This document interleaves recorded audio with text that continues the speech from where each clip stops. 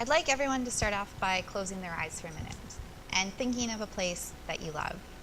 Your backyard, where you went camping as a kid, the place you grew up. Think about how much you love that place. You can open your eyes now. Now imagine that's not only a place that you love, it's a place that your parents loved, and your grandparents, and your great-grandparents, and it's the stage for all of your favorite stories, for all of the best memories that your family has ever had. Don't you think that you should have some authority and decision-making power over a place that means so much to you and your family? The world agrees. And in 2007, the United Nations Declaration for the Rights of Indigenous People declared that free, prior, and informed consent is an Indigenous right. This means that Indigenous people should have the authority to make decisions and consent to things that are happening on their traditional territory, on their home. What does this broad concept look like on the ground? One option is an impact benefit agreement. These are agreements that are made between resource developers and local communities so that the communities can take part in some of the benefits of this resource development instead of purely incurring the costs.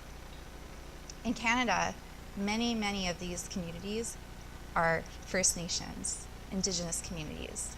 So these impact benefit agreements are a tool through which First Nations can achieve free, prior, and informed consent. However, the impact benefit agreement process needs to be at its best in order to achieve this.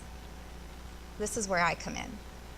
I have done an extensive literature review of best practices for impact benefit agreements and synthesized with these 11 best practice criteria, and you are using these criteria to make a framework that communities and companies can use to create the best possible impact benefit agreements.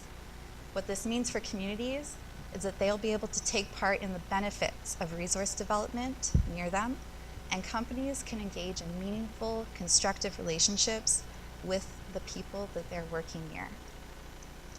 What this means is that free, prior, and informed consent is possible. And that means that people have authority over what happens in their backyard, in their homes, and in the places that they love. And I think that that's something that will benefit all of us. Thank you.